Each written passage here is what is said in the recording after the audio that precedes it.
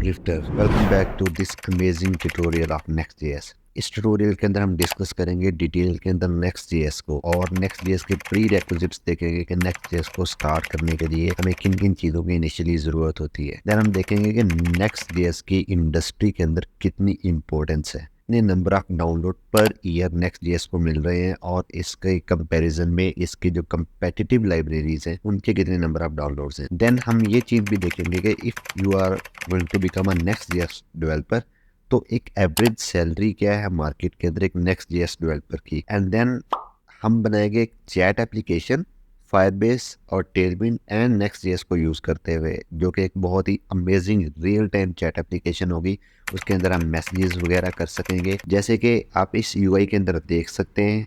This is the chat application जिसके अंदर आपको लिस्ट ऑफ चैट्स नज़र आ रही होंगी, जिसके ऊपर क्लिक करके आप किसी भी पर्सन के अंदर चैट कर सकते हैं। उसका ऑनलाइन ऑफलाइन स्टेटस शो हो रहा होगा। आप किसी मैसेज को वहाँ पर लिख सकते हैं, एडिट कर सकते हैं। रियल टाइम के ऊपर एक प्रोग्रेस नज़र आ रही होगी। जैसे ही आप किसी मैसेज को टाइप करना स्टार्ट करेंगे तो ऊपर नज़र आ रहा होगा typing, and then if the next person is view your SMS, so you will see the message is seen just like WhatsApp। so ये बहुत ही अमेजिंग एप्लीकेशन होने वाली है। सो एंड तक हमारे साथ जुड़े रहिए ताकि इस अमेजिंग एप्लीकेशन के साथ साथ आपको बहुत सारे और कूल फीचर जो Next.js के अंदर आपको आएंगे, राउटिंग किस तरह से हम इसके अंदर इंप्लीमेंट कर सकते हैं, तो सारी चीज़ें आपको बताएंगे इस ट्यूटोरियल के अंदर। सो एंड तक देखिएगा इस ट्यूटोरियल को। और स्टार्ट करने से पहले आपको ये कहना चाहेंगे कि हमारे इस चैनल को सब्सक्राइब करें, लाइक करें, इस वीडियो को शेयर करें और बेल आइकन को प्रेस कर दें ताकि आने वाली तमाम अपडेट्स और इस तरह की और अमेजिंग वीडियोस आप तक सबसे पहले पहुंचती रहे। So let's start with Next.js। सो हम ये सबसे पहले चेक करते हैं कि Next.js क्या चीज़ है। तो Next.js एक फ्रेमवर्क है जो ऑन टॉप ऑफ React.js बनाया गया है। सो क्योंकि इससे पहले हमारे पास React.js भी है, so what is the drawback in React.js जिसकी वजह से Next.js का फ्रेमवर्क इंट्रोड्यूस करवाना पड़ा। तो React.js एसईओ फ्रेंडली नहीं है। अगर एसईओ React.js के अंदर करनी हो तो इतनी अच्छी एसईओ नहीं होती। सो इस प्रॉब्लम को रिजॉल्व करने के लिए Next.js को क्रिएट किया गया। सो जो Next.js है वो बहुत ज़्यादा एसईओ फ्रेंडली है। उसके अंदर एसईओ बहुत ही इफेक्टिव तरीके से की जा सकती है। एंड देन और भी Next.js के अपने बहुत ही कूल फीचर्स हैं, जैसे कि Next.js server side rendering provide करती है। अब सर्वर साइड रेंडरिंग की वजह से एक तो एसईओ बहुत ज़्यादा इम्प्रूव हो जाती है। देन जो एप्लीकेशन है वो बहुत ज़्यादा फास्ट हो जाती है, because Next.js pre rendered HTML CSS और जावास्क्रिप्ट का कोड जो है वो रिटर्न करती है। ये एक्चुअली बिहेव कर रही होती है as a server, as a Node.js का सर्वर के तौर पे बिहेव कर रही होती है और उसको एक रिक्वेस्ट जाती है। रिस्पॉन्स के अंदर वो HTML का प्री रेंडर पूरा टेम्पलेट रिटर्न करती है। दूसरी चीज़ जो Next.js के बारे में बहुत इंपॉर्टेंट है वो ये है कि Next.js के अंदर आपको राउटिंग नहीं करनी पड़ती जैसे कि React.js के अंदर करनी पड़ती है। थर्ड चीज़ जो आ जाती है कि अगर आपने Next.js के ऊपर कोई एप्लीकेशन बनानी है या Next.js को आपने लर्न करना है, इसको स्टार्ट करना है, सो इसके प्री रिक्विजिट्स क्या हैं। तो प्री रिक्विजिट आपके जो इसके हैं कि आपको React.js आनी चाहिए और React.js के प्री रिक्विजिट जो होते हैं उनमें आपको HTML CSS और जावास्क्रिप्ट का नॉलेज होना चाहिए। तो अगर आपको जावास्क्रिप्ट के अंदर कोई भी एम्बिगुइटीज़ हैं तो यहाँ पर मैंने लिंक लगा दिया है। आप हमारा जावास्क्रिप्ट का पूरा ट्यूटोरियल देख सकते हैं जिसके अंदर आपको सारी की सारी चीज़ें जावास्क्रिप्ट के कोर कॉन्सेप्ट बड़े अच्छे से हमने कवर करवाए हैं। और अगर आप React.js के बारे में नहीं जानते तो React.js का भी कोर्स यहाँ पर मैंने उसका लिंक लगा दिया है। ऊपर आइकन पर को प्रेस करेंगे तो वहाँ पर लिंक लगा हुआ है दोनों कोर्सेज़ का। तो अपने कोर्सेज़ को जाके देख सकते हैं, उनको लर्न कर सकते हैं, देन वापस आके आप Next.js को भी लर्न कर सकते हैं। सो हम इमेजिन करते हैं कि आपको ऑलरेडी जावास्क्रिप्ट और React.js आती है। सो इस केस के अंदर हम लोग क्या करेंगे, स्टार्ट करना है हमने Next.js को। सो बिफोर स्टार्टिंग सो हम देखते हैं कि React.js की इंडस्ट्री के अंदर क्या इंपॉर्टेंस है। सो इंडस्ट्री के अंदर इसकी ये इंपॉर्टेंस है कि अगर आप Next.js की, मैं यहाँ पर आपको React.js की ऑफिशियल डॉक्यूमेंटेशन दिखाऊँ। सो मैंने यहाँ पर ओपन किया react.js.dev। मैं यहाँ पर लर्न के ऊपर जाता हूँ, मैं इंस्टॉलेशन के ऊपर जाता हूँ।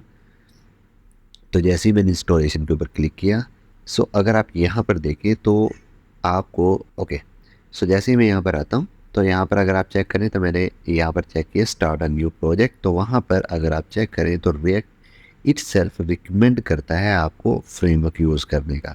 सो ये नेक्स्ट जेएस की ऑफिशियल डॉक्यूमेंटेशन, सॉरी ये रिएक्ट जेएस की ऑफिशियल डॉक्यूमेंटेशन है, और react JS itself next JS को रिकमेंड कर रहा है कि आप नेक्स्ट जेएस के साथ अपनी एप्लीकेशन को स्टार्ट कर सकते हैं। React JS also recommending Remix and Gateway, but on top of both of these framework, सबसे पहले उन्होंने Next.js को ही रिकमेंड किया है। सो यहाँ से ही हम चेक करते हैं कि जो Next.js, Remix.js और Gatsby ये तीनों React.js जो हमें रिकमेंड करता है, बट इनमें टॉप ट्रेंडिंग जो हमारे पास फ्रेमवर्क है वो कौन सा है। तो अगर आप इस ग्राफ के अंदर जैसे कि आप देख सकते हैं कि Next.js इन दोनों से बहुत ज़्यादा ऊपर है in terms of number of downloads. So it means कि इंडस्ट्री के अंदर सबसे इस टाइम जो पॉपुलर फ्रेमवर्क React.js का चल रहा है वो Next.js ही है। और अगर आपने ये देखना है कि Next.js डेवलपर की एवरेज सैलरी कितनी होती है, अगर आप एक Next.js डेवलपर बनते हैं एंड देन आप उसके अंदर वर्किंग स्टार्ट करते हैं, तो ऑब्वियसली जो फर्स्ट क्वेश्चन इन माइंड आता है कि आपकी इंडस्ट्री के अंदर सैलरी क्या होगी, how much you can learn by learning Next.js। सो आप जैसे कि इस ग्राफ को देख सकते हैं, तो इस ग्राफ के अंदर एक एवरेज नेशन वाइड सैलरी है। इट मीन्स इट्स ये सैलरी सिर्फ पाकिस्तान, इंडिया या एशियन सिर्फ कंट्रीज़ की नहीं है, तो ये वर्ल्ड वाइड की एक जो जितनी भी टोटल सैलरीज बनती हैं सारी कंट्रीज़ के अंदर मिला के, तो उसका एक एवरेज जो है ईयरली सैलरी है। तो यहाँ पर आप देख सकते हैं ग्राफ के अंदर के it's a very trending and effective framework in terms of salaries, अगर आप इन टर्म्स ऑफ अर्निंग कि अगर आप इस Next.js को सीखते हैं तो आप एक बहुत अच्छी अर्निंग कर सकते हैं। सो ये इम्पोर्टेंस थी Next.js की। नाउ हम जो Next.js की जो नेक्स्ट चीज़ को हम देखने जा रहे हैं, हम नेक्स्ट चीज़ ये तय करते हैं कि Next.js के अंदर अगर आपने एक एप्लीकेशन को बिल्ड करना है, सो उसके लिए आपको क्या क्या चीज़ें अपने सिस्टम में इंस्टॉल आपके होनी चाहिए। तो आपके सिस्टम के अंदर VS कोड इंस्टॉल होना चाहिए। मैं VS कोड पर्सनली यूज़ करता हूँ, तो आप VS कोड इंस्टॉल कर लें, कोई भी दूसरा एडिटर जैसे कि Notepad++, Atom, Sublime, so what ever you feel comfortable, तो आप वो वाला फ्रेमवर्क जो है वो इंस्टॉल कर सकते हैं और इफेक्टिवली उसके ऊपर वर्किंग कर सकते हैं। सो आपके पास एक एडिटर कोड एडिटर होना चाहिए। दूसरी चीज़ आपके पास नोड इंस्टॉल होनी चाहिए। सो अगर इन दोनों चीज़ों के बारे में आपने ये देखना है कि इनकी इंस्टॉलेशन किस तरह से होती है, तो आप अगेन ऊपर आई के आइकन पे प्रेस करें और जो हमारा React.js का कोर्स देखें, तो वहाँ पर मैंने नोड की इंस्टॉलेशन, VS कोड की इंस्टॉलेशन वहाँ पर बताई हुई है। थर्ड चीज़ जो आपको पता होनी चाहिए, आपको पता होनी चाहिए कि NPM क्या होता है या NPX क्या होता है।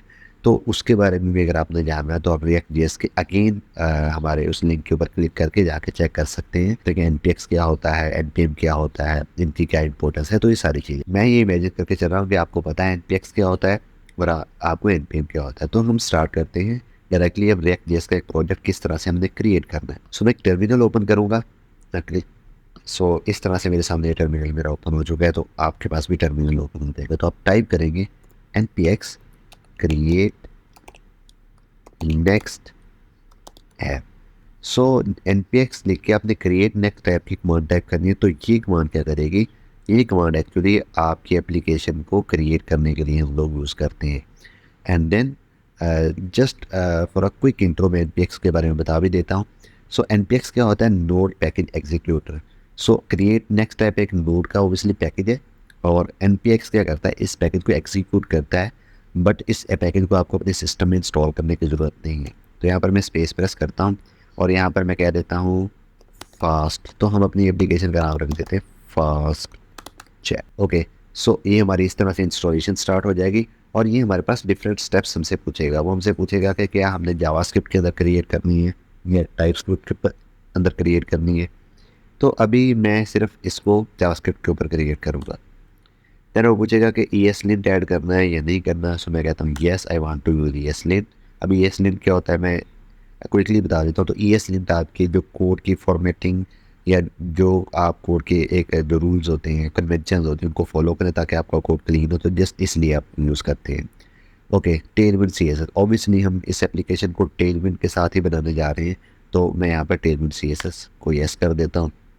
देन ये आपसे पूछेगा कि आप सोर्स की डायरेक्टरी को ऐड करना चाहते हैं, यानी तो मैं कहता हूँ yes I want to add source directory. Then would you like to use app router. अब ये ऐप राउटर क्या है, सो अभी जो हम इंस्टॉलेशन कर रहे हैं ये नेक्स्ट 13 के बारे में कर रहे हैं, ठीक है। और this is the latest framework of latest version of next GS. इससे पहले नेक्स्ट 12 था तो उसमें ऐप राउटर में ही होता था। So you don't have to bother about what is app router, because आपने शुरू से ऐप राउटर ही सीखना है। तो इससे पहले just for a quick introduction आपको बता देता हूँ कि इससे पहले हमारे पास पेज राउटर होता था।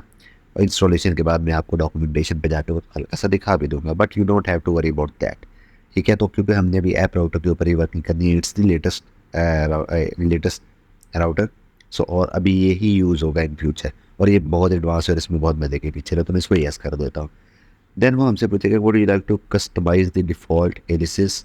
सो डिफ़ॉल्ट एलिसिस का ये मतलब होता है कि आपके इसके अंदर नेक्स्ट के अंदर डिफ़ॉल्ट एलिसिस होते हैं, अगर आप उनको कस्टमाइज़ करना चाहते हैं तो वो लिख सकते हैं यस। तो हम नहीं करना चाहते, हम वो के साथ जाएंगे। एंड जैसे मैंने इसके ऊपर क्लिक किया तो इंस्टॉलेशन स्टार्ट हो गई। It will took some time to install, and जैसे इंस्टॉलेशन कंप्लीट होती है तो हम उसके बाद इसको स्टार्ट कर लेते हैं। सो हमारी इंस्टॉलेशन कंप्लीट हो चुकी है, एंड नेक्स्ट हम मूव ऑन करते हैं इसके डायरेक्टरी स्ट्रक्चर के ऊपर। तो सबसे पहले तो मैं अपने फोल्डर के अंदर जाऊंगा, उसके लिए मैं टाइप करूँगा CD एंड देन अपनी ऐप का नेम जो कि है फास्ट शेयर। मैंने इसको एंटर किया। अब मैं देखता हूँ कोड डॉट। सो अगर ये मैंने रिएक्ट जेएस के ट्यूटोरियल के अंदर भी बताया था, अगेन मैं यहाँ पर बताऊँ तो अगर आपने किसी भी फोल्डर को ओपन करना हो कोड के अंदर तो आप सिंपली लिखते हैं, अगर उस फोल्डर के अंदर पहले CD करके जाते हैं, अंदर लिखते हैं कोड एंड स्पेस देकर डॉट। मैं एंटर करूँगा, ये मेरा VS कोड ओपन हो चुका है। ओके, अब हम देखेंगे अपने इस डायरेक्टरी स्ट्रक्चर को। सो सबसे पहले तो अगेन नोड मॉड्यूल्स हैं। So you know what is node modules. So यहाँ पर सारी वो लाइब्रेरीज इंस्टॉल होती हैं। पब्लिक का फोल्डर ये थोड़ा सा रेट से डिफरेंट होता है। यहाँ पर हमने जितने भी अपने अब यहाँ पर भी हमने पैकेजेस रखने वो यहाँ पर हो गए, बट जैसे रिएक्ट में यहाँ पर आपको index.html की फ़ाइल मिलती थी, यहाँ पर आपको index.html की फ़ाइल नहीं मिलेगी बिकॉज इसका बिहेवियर डिफरेंट होता है। देन हम सोर्स की डायरेक्टरी में जाएंगे तो यहाँ पर हमें ऐप की डायरेक्टरी मिल रही है, ठीक है। और ये ऐप की डायरेक्टरी वही डायरेक्टरी है जिसका हमने इंस्टॉलेशन के वक्त बताया था कि हमें ये चाहिए, और ये ऐप राउटर आपका बन चुका है। अगेन उसके अंदर हमारे पास layout.js की फ़ाइल भी है, and then there is a page.js की फ़ाइल भी है, देन global.css की फ़ाइल भी है, देन favicon.ico की फ़ाइल भी है। सो ये सारी की सारी फाइल्स किस लिए, इनका क्या पर्पस होता है, तो उसको हम डिस्कस करेंगे। बट ये तीन इस तरह से फाइल ऐप एक ही डायरेक्टरी के अंदर होगी। नाउ मैं इसको यहाँ पर क्लोज करता हूँ, एंड देन यहाँ पर ESLint जो हमने इंस्टॉल किया था तो ये ESLint भी इंस्टॉल हो गया। गिट इग्नोर की फाइल हमारे पास इंस्टॉल हो गई, इसको हम डिस्कस करेंगे इस दफ़ा, और थोड़ी सी देर में डिस्कस करेंगे कि गिट इग्नोर क्या होती है। और हम at the end of this project अपने इस प्रोजेक्ट को गिट की रेपोजिटरी के अंदर भी रखवाएंगे। And then there is a JS config.json। तो इसमें अगर आप देखें तो ये बता रहा है, ये जो एलियस पूछ रहा था कि हमें कोई अपना एलियस चाहिए तो नहीं है। सो ये वो एलियस है जिसके बारे में हमसे पूछ रहा था हमने कस्टमाइज़ करना है यानी इंस्टॉलेशन के वक्त। Then there is a very important file which is called next.config.js। तो ये बहुत इंपॉर्टेंट फाइल है। इसके अंदर हम Next.js से रिलेटेड डिफरेंट टाइप की जो है वो कॉन्फ़िगरेशन यहाँ पर लिखते हैं, अगर हमें जो भी जिस तरह के भी कॉन्फ़िगरेशन चाहिए हो। Then package.json you know about it. Then there is a package.json you also know about it. Then there is a postcss.config.js। so इसके बारे में भी आपको पता है कि ये हमारी जो हम अपने जब भी नेक्स्ट टेलमेंट CSS को इंस्टॉल करते हैं तो इसके लिए होती है। Then there is a readme.md file. So ये गिट हब के लिए असल में होती है। जब भी आपने अपने कोड को गिट के ऊपर एक रेपोजिटरी में स्टोर करवाना है तो उसके लिए रीडमी होती है, जिसके अंदर आप डिफरेंट इंस्ट्रक्शन लिखते हैं कि आपके प्रोजेक्ट को कैसे रन किया जाएगा, and the similar information like that. And there is tailwind.config.js। So tailwind का आपको पता है, tailwind.config.js में आप यहाँ पर अपनी डिफरेंट टाइप के लिए कॉन्फ़िगरेशन लिख सकते हैं। Okay, so next coming back to the app folder. So app folder को यहाँ पर डिस्कस करने के बजाय मैं यहाँ पर आता हूँ और यहाँ पर आके Next.js के डॉक्यूमेंटेशन पे जाता हूँ। सो वहाँ पर हमें जो चीज़ें ज़्यादा समझ आएंगी। So it is the Next.js documentation nextjs.org। And हम यहाँ पर देर is a thing called learn, आप यहाँ पर आ सकते हैं, but there is a issue with this learn because इन्होंने इसका अभी उस तरह से अपडेट नहीं किया नेक्स्ट 13 के हिसाब से। तो इनके ट्यूटोरियल्स हैं जो कि बहुत अच्छे ट्यूटोरियल्स हैं, इनको देखते हुए अब बड़ी इजीली जो है ना वो थ्योरेटिकल आपकी जो एक ट्यूटोरियल इन्होंने बनाया हुआ है, तो थ्योरेटिकल ट्यूटोरियल आप इसको देखते हुए एक नेक्स्ट जेएस की एप्लीकेशन क्रिएट कर सकते हैं। But the issue with them is कि इन्होंने जो नेक्स्ट 13 है, ये जो ऐप राउटर आया है, तो उसके साथ इसकी कंपेटिबिलिटी अभी उतनी अच्छी नहीं है। मतलब बहुत सारी ऐसी चीज़ें हैं जो नेक्स्ट 13 के अंदर है, तो यहाँ पर आपको शायद ना मिले। सम डॉक्स के अंदर आते हैं और यहाँ पर आके उसकी डॉक्यूमेंटेशन देखते हैं। तो अगर आप यहाँ पर आएँ तो चेक करें, यहाँ पर लिखा है using app router, using pages router. So ये दो राउटर हैं ऐप के नेक्स्ट जेएस के अंदर अवेलेबल। जो इसका लेटेस्ट राउटर है वो ऐप राउटर है, जो पुराना राउटर है वो पेजेस राउटर है, जिसको अभी भी आप यूज़ कर सकते हैं, बट अभी हम उसे यूज़ नहीं करेंगे। अभी हम यूज़ करेंगे अपनी ऐप राउटर। तो ऐप राउटर के अंदर जब हम आए तो मैं यहाँ पर स्क्रॉल डाउन करता हूँ, और जो अभी हमारे पास एक ऐप की डायरेक्टरी थी कि ऐप की डायरेक्टरी क्या होती है और उस तरह से ये सारी क्या चीज़ें होती है, तो यहाँ पर हमारे पास लिखा building your application there is a routing. So मैं राउटिंग के ऊपर क्लिक करता हूँ, तो यहाँ पर असल में वो ऐप राउटर को बड़े अच्छे से उसने डिफ़ाइन किया हुआ है।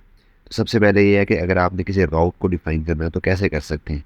सो अगर आपने किसी भी राउट के को डिफ़ाइन करना है नेक्स्ट जेएस के अंदर, तो आप क्या करेंगे, जो आपके पास ऐप का फ़ोल्डर है, उन्होंने बड़े अच्छे से बताया ऐप का फ़ोल्डर है, उसके अंदर आके आप कोई भी एक फ़ोल्डर बनाएँ। जैसे कि आप फॉर एग्जांपल चाहते हैं फॉरवर्ड स्लैश डैशबोर्ड के नाम से आपने एक अपना एक राउट क्रिएट करना है, तो आप क्या करेंगे, एक ऐप का फ़ोल्डर बनाएँगे और उस ऐप के फ़ोल्डर के अंदर आप एक फ़ाइल बनाएँगे पेइंग.js के नाम से। तो जैसे आप पेइंग.js के नाम से उसके अंदर फ़ाइल बनाएँगे तो आपका फॉरवर्ड स्लैश डैशबोर्ड का एक राउट क्रिएट हो जाएगा। और आपकी ऐप के अंदर एक डिफ़ॉल्ट, अगर आप अपनी डायरेक्ट ऐप के अंदर पेइंग.js करें तो आपका रूट जो राउट होता है, तो वो आपका रूट राउट होता है, तो उसके ऊपर जो है वो आप एक चीज़ वो देख सकते हैं कि आपका रूट राउट है। सो ये जो सो आपका रूट राउट होता है। देन अगर आप इस हायरार्की को देखें तो इन्होंने बहुत ही अच्छे तरीके से बताया हुआ कि किस तरह से आपके राउट बनते हैं। सो ये पेज.js ये आपका रूट राउट है। तो ऐप के अंदर डायरेक्टली अगर आप पेज.js लिखते हैं तो ये आपका रूट राउट बन जाता है। बट अगर आपने डैशबोर्ड का एक फ़ोल्डर बनाया, ऐप के अंदर आके डैशबोर्ड का एक फ़ोल्डर बनाया, उसके अंदर आपने बनाया पेज.js, तो आपके पास डैशबोर्ड का एक आपका राउट बन जाएगा। नाउ अगर आप डैशबोर्ड के अंदर जाके एक सेटिंग का पेज बनाते हैं, एक फ़ोल्डर बनाते हैं और उसके अंदर एक पेज.js की फ़ाइल बनाते हैं, तो आपके पास बन जाएगा forward slash dashboard forward slash setting. तो इस तरह से राउटिंग इम्प्लीमेंट होती है नेक्स्ट जेएस के अंदर। नाउ पेजेस एंड लेआउट, तो क्या चीज़ होती है कि हमारे पास, हमने समटाइम देखा होगा कि हमारे पास एक लेआउट होता है, कोई हेडर होता है, कोई साइड बार होता है, देन फुटर होता है, तो ये हमारे पास इस तरह से पेजेस होते हैं, सॉरी इस तरह से हमारे पास ये लेआउट होता है। तो वो एक कॉमन लेआउट होता है जो in all across the application share हो रहा होता है। तो अगर आपने अपने एप्लीकेशन के अंदर नेक्स्ट जेएस की एप्लीकेशन के अंदर कोई कॉमन लेआउट बनाना हो तो आप इस तरह से कर सकते हैं। वेरी सिमिलर, जिस तरह से आप पेज.js बनाते हैं उसी तरह से नेक्स्ट जेएस प्रोवाइड करता है एक layout.js की फ़ाइल भी। तो अगर आप किसी भी राउट के अंदर आके, किसी भी फ़ोल्डर के अंदर आके layout.js की एक फ़ाइल बनाते हैं, सो layout.js की फ़ाइल क्या करती है, वो आपके पास एक लेआउट क्रिएट कर देती है। तो वो कुछ इस तरह से आपके पास उसका कोड होता है। जैसे कि आपने फॉर एग्जांपल डैशबोर्ड के अंदर layout.js की एक फ़ाइल बनाई और उसके अंदर आपको मिलेगा चिल्ड्रन। अब चिल्ड्रन क्या होता है, ये वो एक जो पेज.js का आपका जो फ़ोल्डर होगा या बाकी उस इस फ़ोल्डर के अंदर जितने भी कंपोनेंट होंगे तो वो इसके चिल्ड्रन होंगे इस फाइल के। सो आप क्या करेंगे, यहाँ पर अपनी कोई भी जितनी भी स्टाइलिंग करनी है करेंगे एंड देन चिल्ड्रन को पास कर देंगे, तो चिल्ड्रन के ऊपर आपका वो लेआउट रैप हो जाएगा।